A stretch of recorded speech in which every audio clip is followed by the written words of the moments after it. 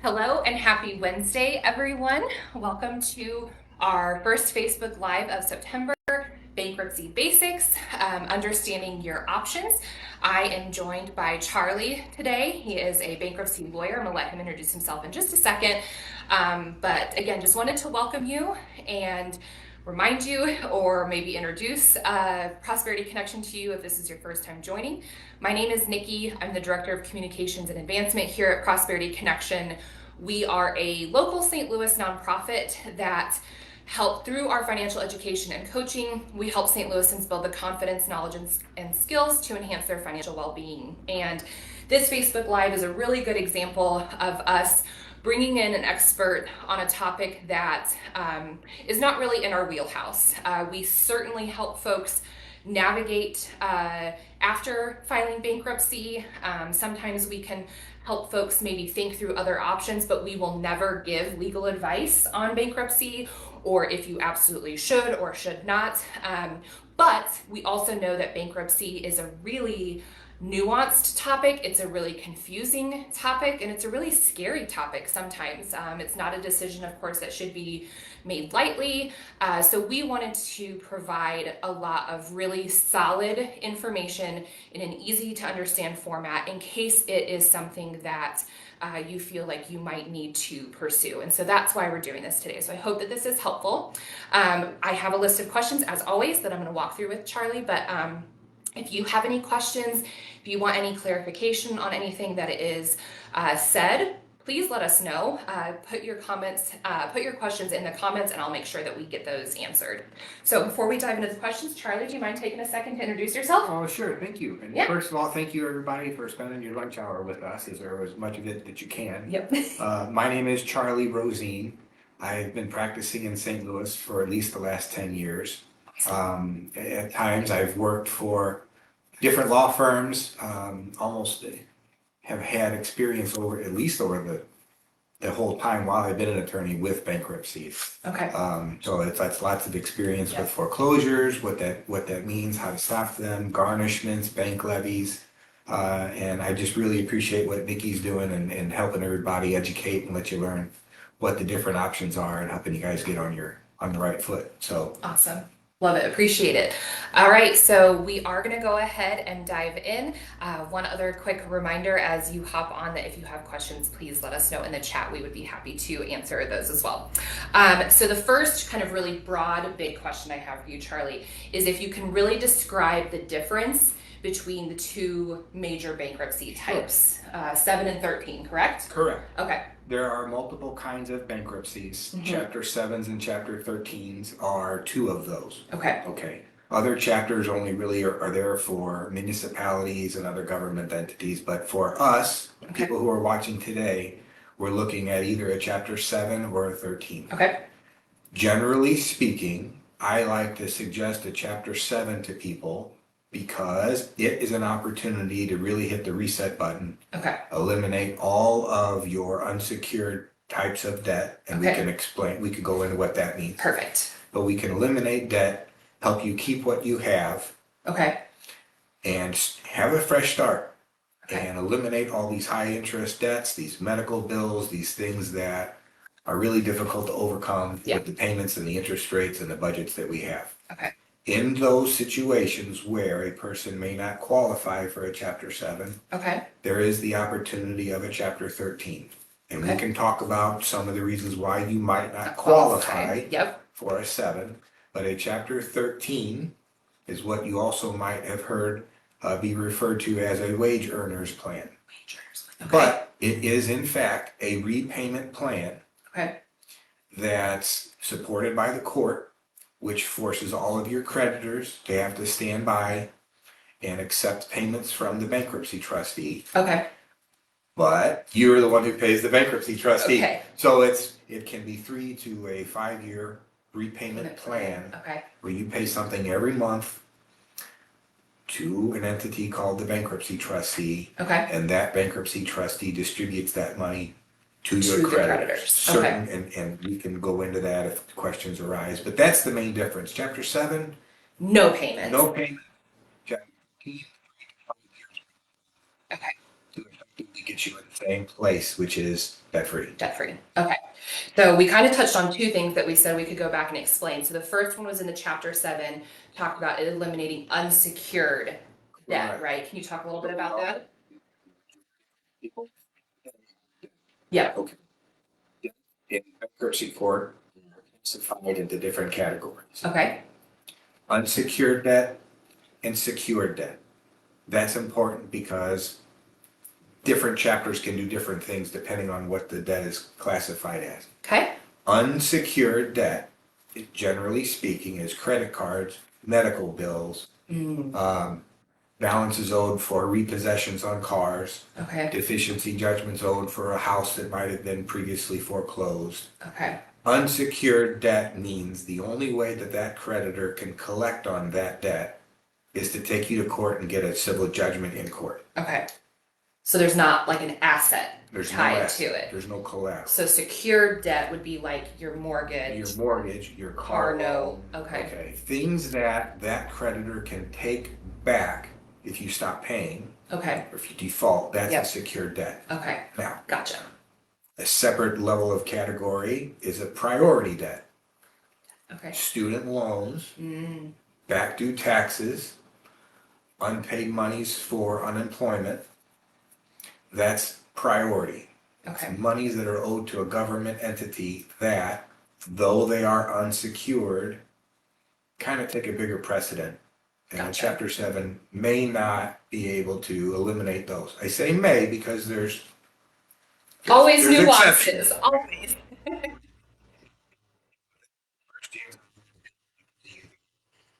What if your neighbor or your friend or your spouse, whoever it is that had a bankruptcy, their experience is unique to them. Gotcha. None of us share the same debt, the same income, and the same Yeah. background or history or future. So that's why the outcome from what your neighbor had experienced Could be totally different than could be what totally you different than experienced. yours. Okay. And that's, I just wanted to put that out there as quick as I could. Yep. So really no two bankruptcies are ever the same. We've done a lot of them. Yep. Not Not having two. yeah. Okay. Quote. Okay, awesome. So then the other thing that we talked about was around the chapter 13. There was something else we said that we could explain. Well, if it comes back to me, I will come back to it, or maybe someone will remind me. Questions yet? No, not yet. Okay. So let's talk about you may not qualify for a chapter 7 and you might have to do a 13. Okay. So let's talk about income limits for chapter 7 or qualifications, things that might disqualify us from being able to file a chapter 7. So income limit chapter 7. The quarterly. The United States Justice picks that based on the economy, and interest rates, and a bunch of other things that even I don't understand. Yeah. But it's also based on your household. Okay. If you have a dependent under the age of 18, your income limit is a little higher. Okay. If you're a single person with no dependents, your income limit is based off the chart, right? Okay. I'm not going to tell you that I haven't memorized the chart. No, But- if it changes quarterly, but it why changes, would you? Right. But generally speaking, talk to somebody like myself and we can tell you where you fall. And it's not as simple as looking at one paycheck stub Okay. or what you made last year. Your income is based on whether or not you qualify for a Chapter 7, is based on basically what you earn over the last 6 months. 6 months. Okay. Okay? So there's an equation that I use in it, and I really need to know all the income that you earned in the last 6 months so I can determine a year-to-date total and to see if you can make it. Okay. So income is number one. Another reason why you may not qualify for a 7 is maybe you filed previously. Oh. Okay? Can you not file more than one chapter 7? You can file a Chapter 7 Okay. again, Okay. but I believe you have to wait at least 8 years from the date of filing of the first one. Okay. It's So there's a not, time limit. it's not based on the date that you received a discharge on the first one. Okay. The date you filed. Okay. And, well, what do I do then? Well, then we can potentially talk about a Chapter 13. Okay. So whether or not you previously filed, your income, another big one is assets.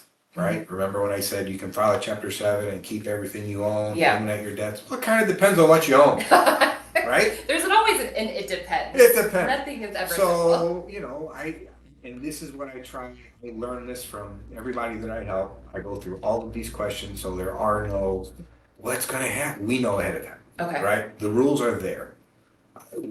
I can identify the rules and explain them to how they relate to anybody who's interested.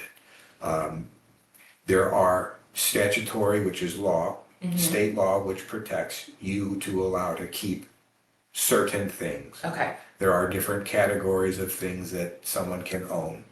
That includes real estate, your home. It includes your car, cash on hand, money in the bank account, your personal belongings and possessions, your baseball card collection, your gun collection. You are entitled to keep and protect a certain value of things depending on what category they fall in. Okay. So whether or not you can qualify for those things, that we can talk about offline to see. Yeah. Some people have a different opinion of what the value of their asset is. Yeah, of course. Vehicles, it might be easier to look at what a Kelley Blue Book is to my car. Caveat to that, when I say what you own, we also take into account what's owed on that. Okay. So for example, if you have a car that's valuable, okay, we deduct from the value of that car by the balance that's left on the loan. Okay. A lot of people here may have a car with a very high interest rate that's underwater, or in other words, you owe on it more than what it's worth. Okay. If that's something you want to continue to keep and fight for and keep paying for, that's great. You can do that. The bankruptcy trustee is not interested in taking away your ability to get to work and earn a living. Yeah, because that's how they're going to get paid. No. I think if we take a big step back and think about what the logic behind a Chapter 7 is, a bankruptcy, bankruptcy really delivers for the average person what they can't do on their own. Okay. If you have credit card debt that mounts and builds and builds and builds with the interest rate, payday loans that build and build and build because you didn't understand that there was a 333% interest rate on it when you borrowed $800 to pay your utility bill, those things grow exponentially. They double, and then they double it faster. So there's nothing that you own or earn that could potentially resolve all of those things in a reasonable amount of time. Yeah. Then the bankruptcy can step in and say, let's start you over. Okay. Because it's good for the economy. It's not fair for one or two of your creditors to get all of your money. You start to get garnished. There's no reason to go to work because you're only bringing home under $200 out of a paycheck. Yeah. You can't pay your rent. You can't pay your utilities. You can't pay your car note. Then your car gets repossessed. The bankruptcy is the equalizer that says, hold on a minute. Okay. Let's start over again. Let's give you a fresh slate. Right. I like that perspective because I feel like there's probably a lot of people out there that feel like they're a bad person if they have to file bankruptcy, that they're a failure, that like something is wrong with them. And in general, that's just something that we try to teach here at Prosperity Connection, is that we're not taught these things about finances.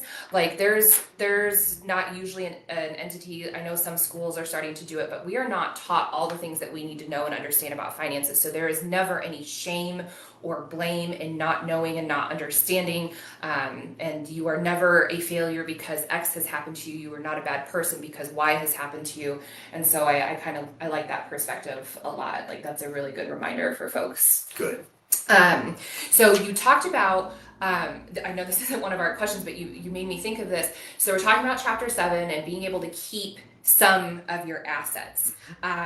So does that mean that depending on what all you have, the value of them, that there are some things that could get taken away? Like, I know you mentioned like a baseball card collection and a gun collection. Like, is there a situation in which when you're filing bankruptcy that you may have to give up things like that are important to you? Well, it's a case by case basis. Okay. I'm my baseball card collection is not worth it's not worth but let's say you had an extra car. Okay. Right? Even if you have two cars, there's a possibility that the bankruptcy laws could help you keep both of them. Okay. But it really is determined on the value of this asset, right? If this is a very valuable asset that a bank account is easy because a bank account, we know what the exact value is today. Yep. So if you're looking at maybe $70,000 of credit card debt and you only have $10,000 in the bank and there's no way I can take this $10,000 and settle up all my bills. Okay, you're right. If you have $10,000 in the bank account and you attempted to pay your bills, you'd still have $60,000 left after you paid that $10,000 out. Yeah. Okay. In a situation like that, you could decide to do a Chapter 7 bankruptcy. You could surrender that $10,000 to the bankruptcy court. Okay. The bankruptcy trustee, we could talk about his identity and what that is, would willfully take your $10,000 from you if you would volunteer it and distribute that to everybody that you owe. They would all get an equal share. And at the end of that scenario, you would be debt free. Okay. Yes, you would lose $10,000, but you would be debt free. Okay. Alternatively, if you paid off if you distributed that $10,000 on your own, you're still going to have $60,000. Yep. Of debt. Of debt, yeah. So in a situation like that, there could be a situation where you could lose it. Other assets, the baseball card collections, the gun collections, there are procedures. There is no guesswork. Okay. But there are procedures that I could talk to an individual about, determine what the actual value of that is, and develop a game plan to prepare for what could or couldn't be. Okay. But there are statutes in effect in the state of Missouri. And if you file bankruptcy in Illinois or Kentucky, each state has a different set of laws that protect assets, which is why your friend in Florida who filed bankruptcy might have had a completely different experience. Yeah. Okay, well, that's one of the reasons why. Yeah. So makes sense. it just depends per case by case. But it's not voodoo. Yeah. Okay, there's math. We know how to decipher the rules. Cool. Okay. That's a really good transition into, okay, let's talk a little bit more about some Chapter 13 nuances. So this may be an incorrect assumption, but we talked about how Chapter 7 allows you to keep those assets you might have if you have a house or a car. So does that mean if I file a Chapter 13, there's no hope of me keeping those things, or is it another one of those it depends situations? Well, almost completely the inverse. So okay. In the situation where we have a valuable asset that we want to keep, and we know it has value, there is no punching around it. We can consider a Chapter 13 wherein we keep that item, and we promise to pay in to the bankruptcy over time an amount equivalent to what that what that asset's worth. Okay. That's one of those unique situations where, hey, if you file a Chapter 7, you're going to lose your BMW. Yeah. With no loan because it's brand new, it's fancy, it has value. But we can do a Chapter 13 and you can pay into the Chapter 13 the amount of that value's worth. And that money would be distributed to your creditors over the length of time. So is the amount that you're paying into the trustee to keep that asset, is that factored into your total payment, or is that an additional thing you have to pay beyond the payment? You're in the event where you're looking at a Chapter 13 with payments. There are multiple factors that dictate what you could be asked to pay. Okay. Those factors include the value of those assets that are valuable, over the value of what we can protect. Okay. In addition to your monthly income. Okay. In addition to outstanding car loan payments or mortgage payments. In addition to your actual physical monthly budget. Okay. What you actually have over at the end of the month, given the way you live and the bills that you have. Okay. So all those things are considered when figuring things. out that payment. Correct. Okay. And we'll have to take another class for that. But how much you pay is, and again, one Chapter 13 versus another Chapter 13, different circumstances, different monthly payments, different debts, different incomes, different people. Yep. So many factors play a role as to what your Chapter 13 payment could be. Could be. Okay. And the biggest benefit of a Chapter 13, ideally, at the end of that 3 or 5 year period, you should be debt free. Okay. That's it. What you're doing now, if you're using debt consolidation, if you're doing it on your own, if you're just pulling your head out of the sand from now and you want to know which direction to go, there's no guarantee that at the end of the in 5 years, that whatever your plan is, that's as independent, as unique as you. We don't know what your plan is or what your debt is. Maybe you can do it. Yeah. I never suggest to anyone that Chapter 7 or Chapter 13 is your only opportunity. It's not. Yeah. There are many different options. Just your resources, what your resources are, what your debts are. There's all kinds of options. Of those options, bankruptcy is one. Yep. Okay. So you've talked now a couple times about how a Chapter 13 might be 3 or 5 years. Is there anything really specific that dictates that, or is that one of those other things that they put into consideration when coming up with the payment? Two major things.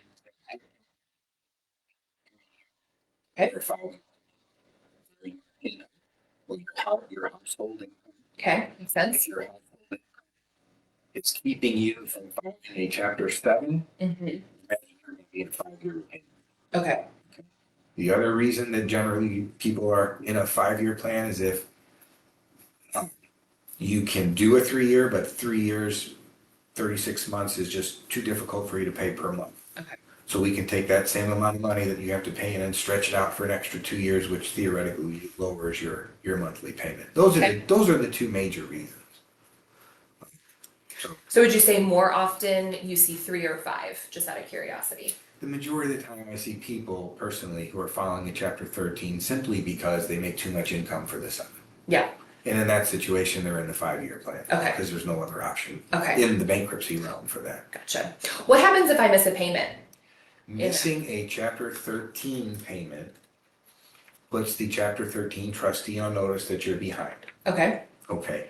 That then triggers a nasty letter from the bankruptcy trustee. Of course. You got to get caught up. Okay, great. What happens if you don't? All right. If you don't, there potentially could be a hearing where you get to, where the attorney gets to go in front of the judge and say, we're trying, this is where we're at, this is what happened. And it happens a lot. And, we may have gotten laid off, lost a job, our car might have broken down and we can't afford a transmission and our trustee payment and our rent or our mortgage payment, because budgets are hard. We all have I have a budget, per month, what I can afford. And a Chapter 13, and there's no sugarcoating it. It's hard. It's difficult. We're already in a hard spot. Yeah. But you're right. You fall behind on your Chapter 13. We can take a look at why. Why did you fall behind? Mm-hmm. Did you have a medical issue? Did you have a family? Did you have a lose job? The judges are not evil. All right. But we are there for a reason, and that's to use the courts to help pay your bills. And if the money's not coming in, then the trustee says, well, maybe we should put this to the side and take a second look. Okay. Right? Might be a good opportunity if you were an income Chapter 13 to consider converting it to a Chapter 7. Okay, so you can switch. In some situations. Sometimes, okay. Yes, you can switch. Okay. Interesting. All right. I think this is a good opportunity because you've mentioned them a couple times now. The trustee. Is this an individual? Is this a company? Trustee. Who is this entity that we're talking about? Sure. So the parties of bankruptcy include the judge. Okay. Of course. We'll never see. Oh, okay. Right? Interesting. Your bankruptcy attorney, me or someone like me. My job is to represent you and your interests and help to get my clients from start to finish as easy and as quick and as reasonable as possible. Right? Yep. Without any hiccups. Yep. That's me. That's my job. Once I file a case, the court appoints another attorney, and he is the trustee. Okay. There are multiple. Yep. They're selected on a random basis. You don't know who you're going to get. I don't know who you're going to get. Okay. It's luck of the draw. They're all reasonable. They all have one priority. They represent your creditors. Okay. So their job is to go over all the paperwork that we put together. I talk to them potentially ahead of time and explain what's going on with our case, what's unique about it, what's different about it. Their job is to verify everything that we're doing, everything that I'm doing is good. They like it. They give their seal of approval to the bankruptcy court. The judge issues your discharge. Okay. You're free and clear. In a Chapter 13, the court appoints a separate Chapter 13 trustee. Okay. He represents all your creditors. He's the one that suggests, well, maybe we can afford to pay a little bit more. I say, well, maybe we can't. So that's their job. That's their responsibility. Okay. That's who the trustee is. Okay, gotcha. So, you've also now used this word a couple of times, so I'd love to clarify this for folks. Discharge. What does that mean respective to each type? Sure. So a bankruptcy discharge is generally what everybody wants. Okay. Sounds bad, but it's good. It's actually good. The bankruptcy discharge is the federal court order that tells all of your creditors that you've been through a bankruptcy and it's successful. Okay. If you had unsecured debt when you filed your bankruptcy case, that debt is no longer. Okay. Okay? That means the balance that was owed as of the day the case was filed. That's your line in the sand of your fresh start, your new beginning. If a debt existed prior to that day, it's eliminated. Okay.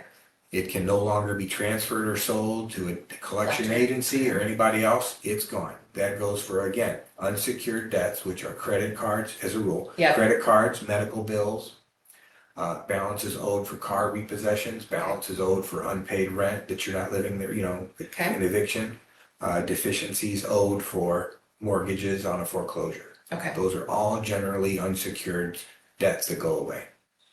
In a Chapter 13, same word, same term, same effect. Okay. All right. If you have secured debt, a bankruptcy discharge doesn't eliminate the balance owed on your car loan or your mortgage. Okay.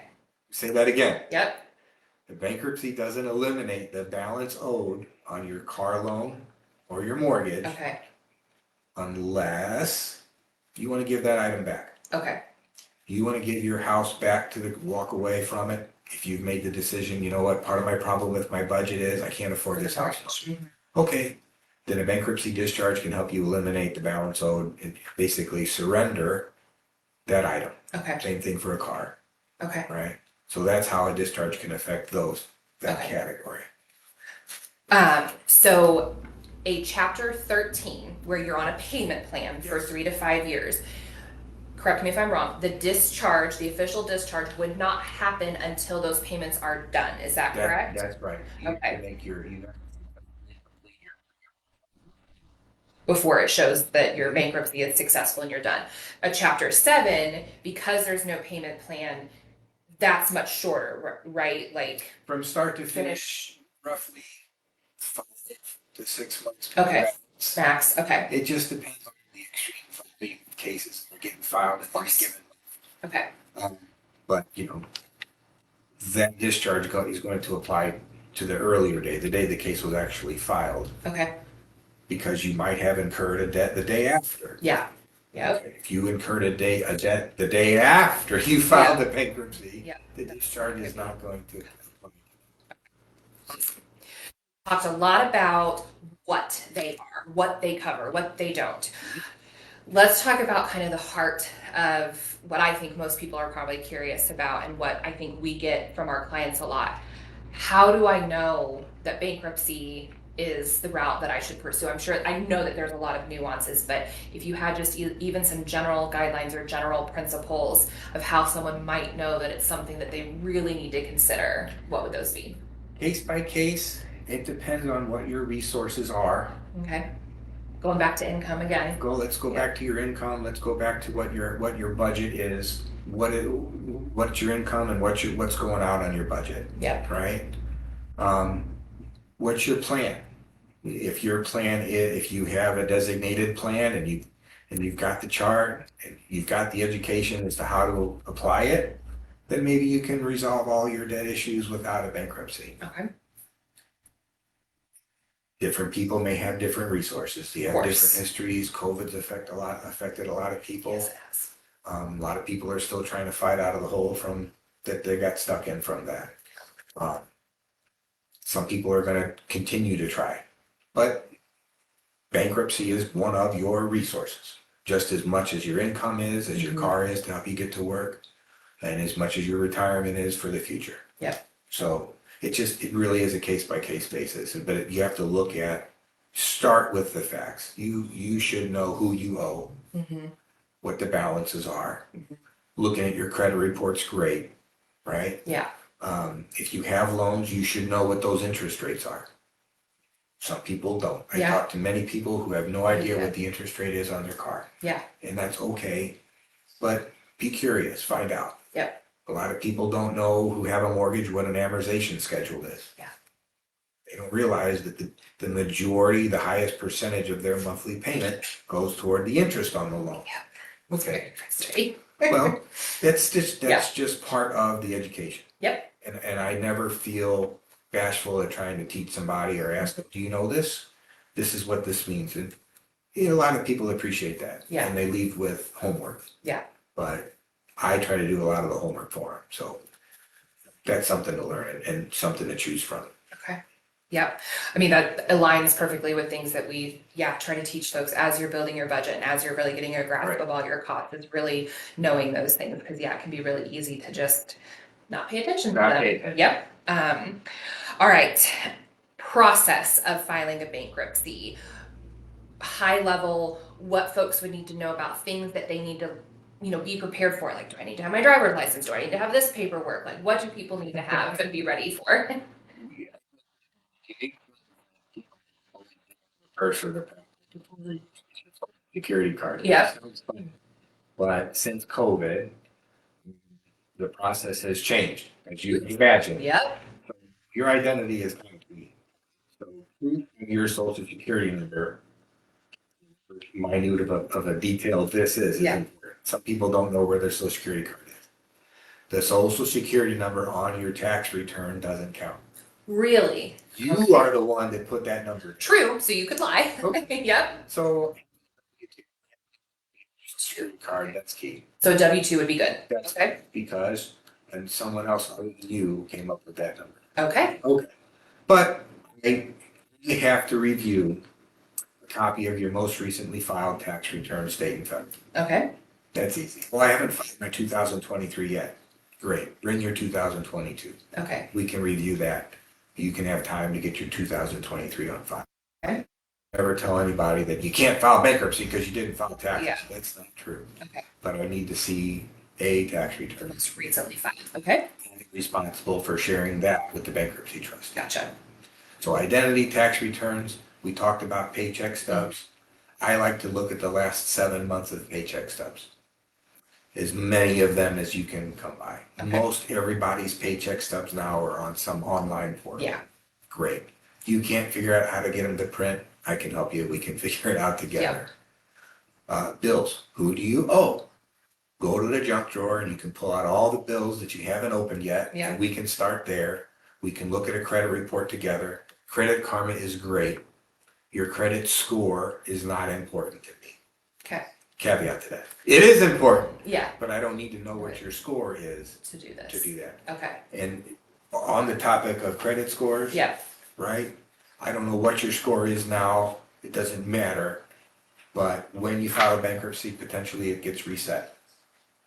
What you do after the bankruptcy is a great opportunity to start building that score again. Yeah. And that might be a topic for later, but Yeah. there's plenty of things that we can talk about to put you on the right path.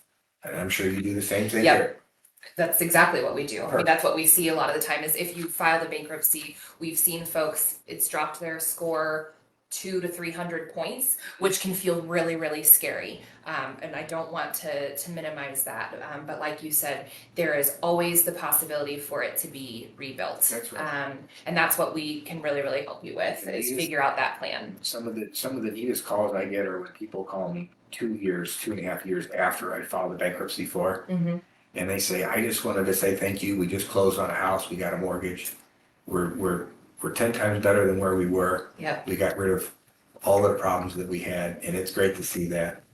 Every now and then somebody listens. Yes.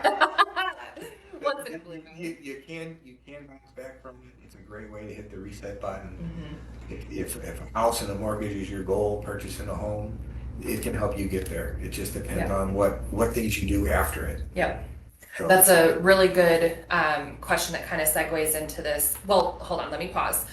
Any other, so social security number, income, your paychecks. Driver's license, social security card. Yep. Paycheck stubs, proof of income, and all your debts. Okay. There may be other documents that other people may need to prove up and show, but at a minimum, that's it. At a minimum, okay. So then let's segue then into implications. So we've talked a little bit about credit score. Like I said, I know from anecdotal experience with clients working here that your credit score will drop. It's a matter of how much, whether it's 100 points, whether it's 300 points. And again, I never want to minimize that is scary and that can impact your future for a few years until you build it back up. But again, that's something that Prosperity Connection is here for and can help you with. But I love that you mentioned a mortgage. So I do want you to talk about other long-term implications of filing bankruptcy. But one of the things that I know that we get asked a lot that I'd love for you to answer is, when can I buy a house after I file bankruptcy? Because if I remember correctly, it's different from Chapter 7 and Chapter 13, that timeline before you can buy a house. So financing is a unique beast, right? Yep. Okay, because if I wanted to sell you a house, we could negotiate any terms that we wanted. Yep. If you find yourself in the position of having to get a loan or a mortgage for it, you're subject to the approval of the underwriters of the loan. Yep. Okay. What are some of the things that they look at? Your credit score, your credit history, whether or not you've been sued and you have judgments against you, whether or not you're single or married, whether or not you filed bankruptcy. Now, I am not a finance mortgage lender. Yeah. Okay. But my experience is that they want you to have at least 2 years under your belt from a bankruptcy discharge. Okay. Regardless of type? Regardless from the date of the discharge. From the date of the discharge, which, as we talked about, just as a reminder, is different because Chapter 7 is kind of the more immediate debt elimination, might take 5 to 6 months, whereas the 13, you're on that repayment plan for 3 to 5 years and you don't get discharged until those payments are done. So 2 years from that discharge date. At a minimum, and in conjunction with doing all the right things with your credit score.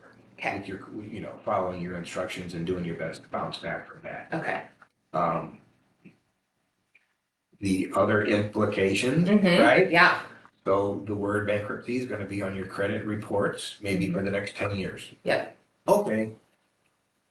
I mean, if that's the biggest tattoo that you get from it, in 10 years it goes away. Yep. But in 2 years or 3 years, you might be able to qualify for a mortgage. Oh, and by the way, all the garnishment stops and the bank levies and the harassment phone calls and everything else. Yeah. And you'll still be able to build your credit score and bounce back. Yeah. And drive the car and pay the loan and go to work and pay your rent. Yeah. So, okay. So there's a bankruptcy there. Also, a good opportunity to say, well, what happens to all the other creditors on my credit report? So the creditors on your credit report are going to remain. But the balance upon a discharge, a successful discharge, but the balance is owed to all them should be accurately reflected as zero balance. Okay. That's one of the bigger reasons why your credit score has an opportunity to jump back. Yeah. Because all of a sudden, overnight, your credit report shows that you don't owe anybody anymore. Gotcha.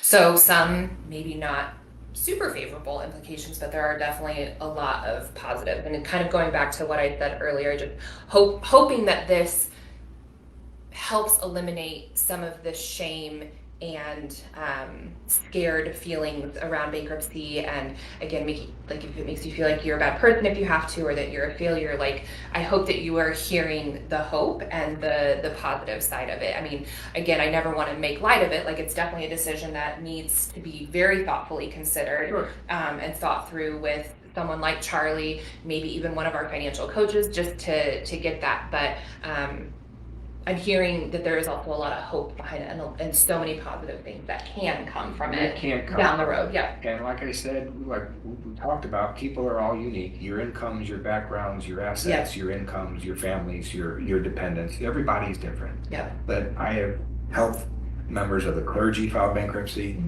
successful business people. The reason why you're looking at your spreadsheet, looking at all your debt, is uniquely different than the next person. Bankruptcy is a resource, right? There are members of the military, the armed forces, who can't pass a security clearance because they have debt. And bankruptcy can help them resolve those debts, right? So you're not a bad person. If you made a bad financial decision, time to understand what was bad about it, time to learn how not to make it again. And bankruptcy can help you get out from under that. I've said it before, and I believe it, that bankruptcy helps the economy. If you're in debt and you're getting garnished and you're getting sued and your bank account's frozen because you have creditors out there that have taken you to court, how can you go out and buy clothes for your children? How can you go out and get a new loan for a new car? How can the factory worker who's building that car have a job if those cars aren't being sold, right? Our economy is designed for purchasing items. If you can't purchase those items, someone else is having a hard time to go. So your ability to be in the economy is aided by your ability to not have all your money taken out of your bank account. I really appreciate that perspective. I just realized we've been going on for over 40 minutes now because this has been such a good, informative. I actually see a comment that this was so much helpful information, so thank you. I didn't see any specific questions come in, and that kind of, to me, felt like a good natural place to stop. We've talked about the types and the differences and some of the nuances. How might we know if this is the right thing for us to do, some of the implications, but I just want to give you one last kind of open floor. If there's anything I overlooked, anything I didn't ask, any last thing that you want to add before we close out today. Well, I was going to say, hopefully it doesn't mean no.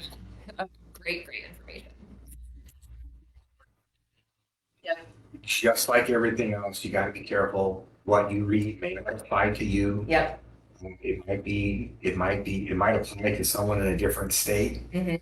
Bankruptcy rules and protections in the state of Missouri are that. Even in the state of Missouri, we have two different districts. We've got the Western District and the Eastern District. Here in St. Louis, we're obviously in the Eastern District. So our rules that we use here may not apply to something else that you've read on the internet.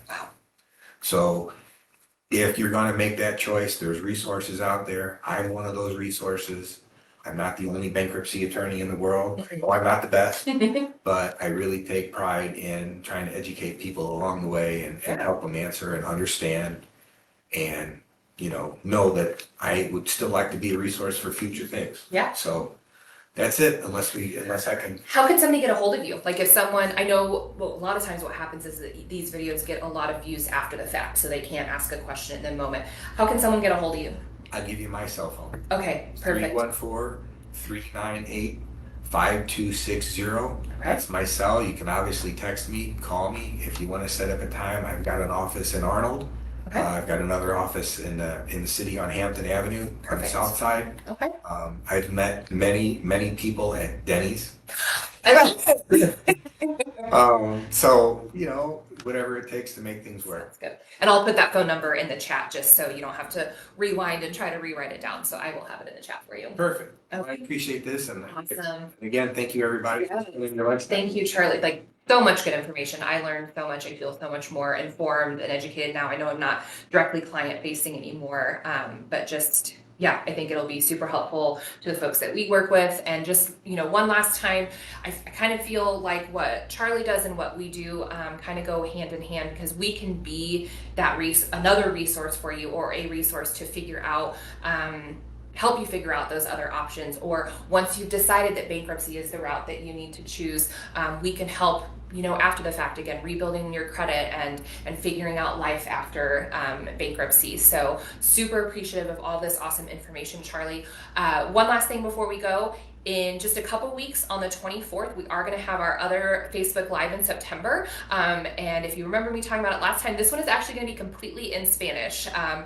Two of our coaches, Veronica and Pablo, are going to be doing a Facebook Live on their work in the Hispanic community, why it's important to them, some certain challenges that the Hispanic community faces when it comes to finances. And like I said, that will be done completely in Spanish. So if you've got someone Spanish speaking in your life that you love that would be interested in learning a little bit more about what we do and how we can help folks, please encourage them to chime in on the 24th. So again, thank you for spending 45 minutes with us this time. I hope that you find this valuable and helpful, and we will see you again soon.